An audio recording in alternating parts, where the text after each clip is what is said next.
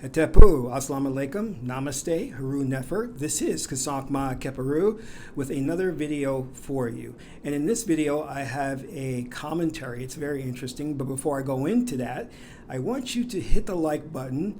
And if this is your first time watching, subscribe to my channel. Also, share this video with family and friends so we can get this revolution started. Now, this video is taken from Oprah Winfrey's channel, OWN. And it's supposed to be celebrating like African-American relationships, Black love. And it's an interview with Tina Knowles Lawson and her husband, Richard Lawson. Now, Tina is the mother of Beyonce, and you all know who Beyonce is. Now, typically, I don't comment on these things because it's part of mainstream media. It deals with a lot of reality TV stuff and gossip. It's all sensationalized. But there's an important thing that happens in this video, which is in her talking about the relationship, she actually disrespects him. And he calls it out in a subtle way, but she just plows right through it. So I thought this would be actually a good case study or something to understand, and using this to better our own relationships in life. But you'll see what I'm talking about. Let me play the beginning of the video. And this is where she's kind of boasting of her good qualities and everything, you know, so it's interesting.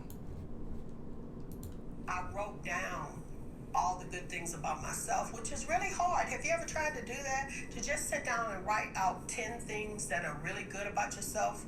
I wrote these things about myself, and I was like, I'm a bad sister. I have done some pretty incredible things. I'm not so bad.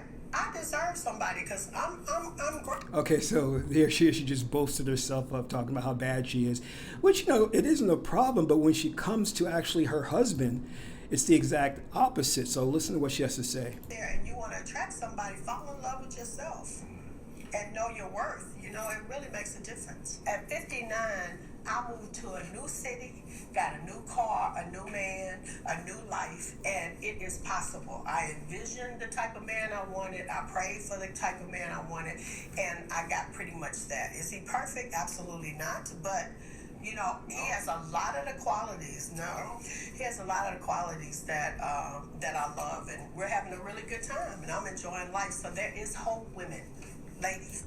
Look at that side eye he's giving her. So she totally dissed him there by saying that he's not perfect. And then he gave her an opportunity to backtrack by saying no. And then she just said a stern no and then rolled her eyes. Very disrespectful to do something like this to your mate on TV for the world to see. You know, and again, instead of her backtracking, she just doubled down. So I want you to see it again, how she rolls her eyes and says no, very stern no, you know. He has a lot of... Hold on one second. Is he perfect? Absolutely not. But, you know, he has a lot of the qualities. No, he has a lot of the qualities that... So did you see that eye roll? I mean, incredible. After she's gone through boasting of herself and then to talk about her husband. Now, if you're not familiar with Richard Lawson, he's an actor. His daughter, I believe, is an actress, you know. So he's a very accomplished actor. In fact, I remember seeing him in Steven Spielberg's film Poltergeist years ago. He was the only African-American character in that film. But so he's not a nobody. He's done some great work. And she's, you know, her only claim to fame thus far has been she's been the mother of Beyonce, which, you know, don't want to take anything away from her. And I'm damn sure she's not 59, but hey, I digress. But listen, relationships are built upon respect and mutual admiration. We are here to fulfill our destiny. A relationship is the coming together of two individuals, and their main purpose from a spiritual perspective is the resurrection of Osir, that is the God within you. And the trials and tribulations that you go through are meant so that you could learn from those experiences, grow, and become an Osirian. And you are perfect. As God man, God woman, you are perfect. You can't take away from that. You can't add to it because you'll complete and God is abundance. And to see her ego just going unchecked and her rambling on about how great she is, one has to wonder if Richard, picked the right mate. And let me just refer you to the Port Neteru, or the Company of the Gods. This is the Tree of Life, also known as the Tree of Life. And as you see, Oset is the 9th sphere, and Oser is the 1st, and the 6th sphere is their son, Haru. Now, Oset, she symbolizes devotion, extreme devotion, because when Oser was killed by Set, it was Oset, or Isis, who searched the world for the 14 pieces because he was dismembered. She put those pieces back together so he could assume the throne again. And to do that, she also had to nurture and teach Haru, which symbolizes your will. So she was a devoted mother. She was empathetic. She was caring. She was soft-spoken. She was reserved. Everything that Tina is not. Oset is the patron deity of Kemet, Egypt.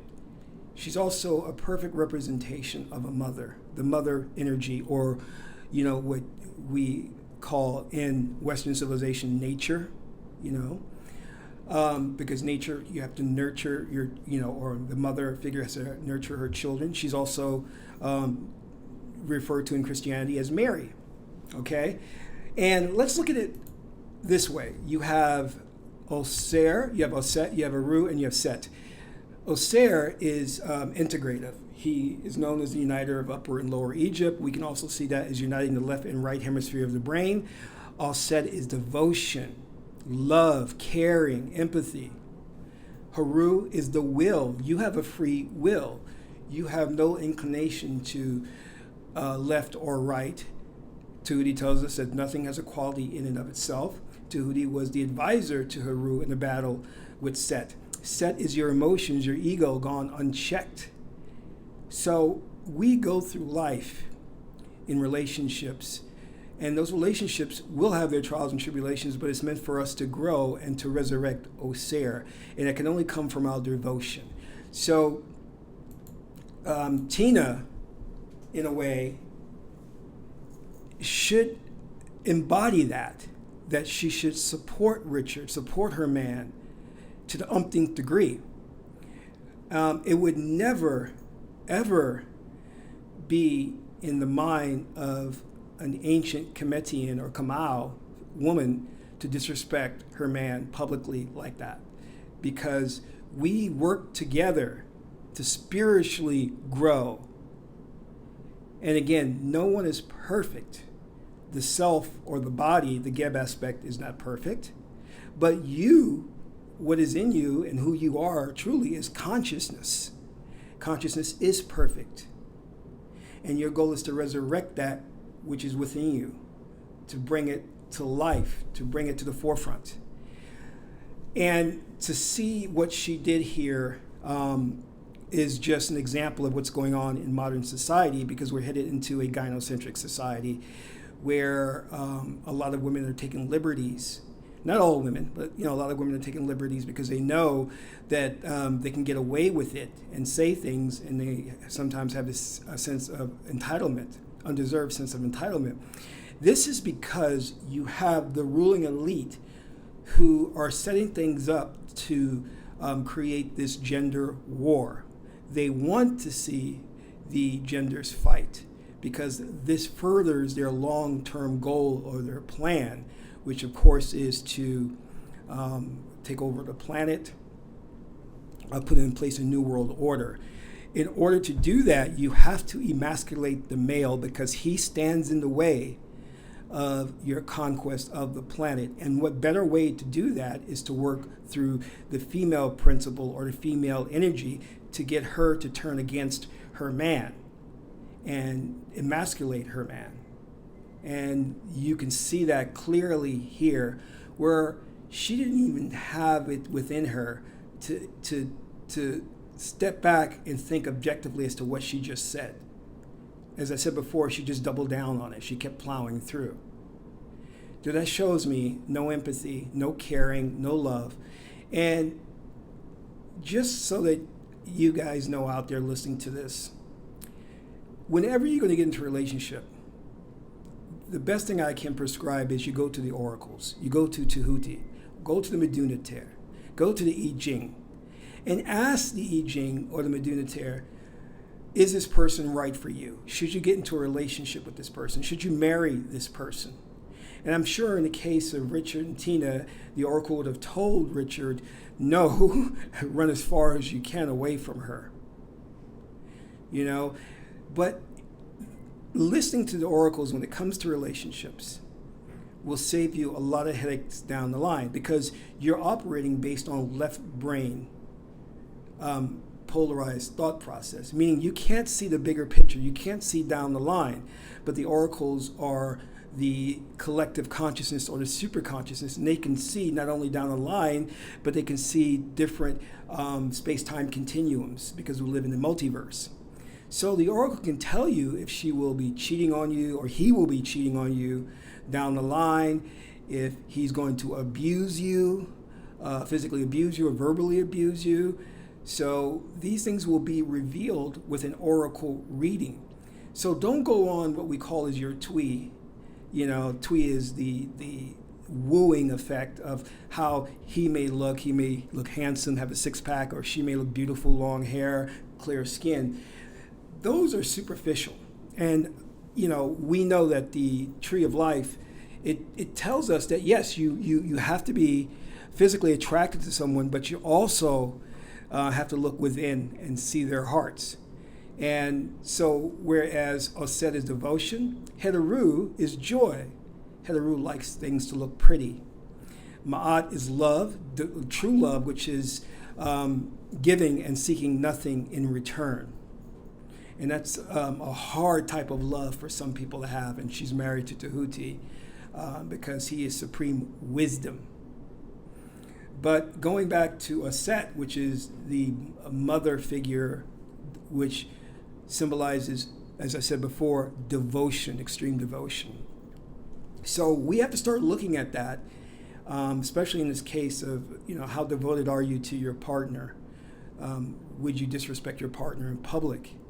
You know, and Richard was very reserved, very passive. And I know he couldn't really do anything, because if he had said something or put her in check, the producers of the show would have loved that, because they love drama. They do the best they can to incite drama, which is why you see so many reality shows on the air. So I just wanted to comment on that. Like I said, I typically don't comment on these type of shows or relationships or things of that nature, but I just thought this would be a great case study, a way to understand how we, as Magi's, should try to live our lives and try to embody the principles of the deities, or as Carl Jung said, the archetypes, and live by Heteru, which is joy. So this is Kisank Ma Keperu, son of Ma'at and Tahuti. And until my next video, Amen Ra.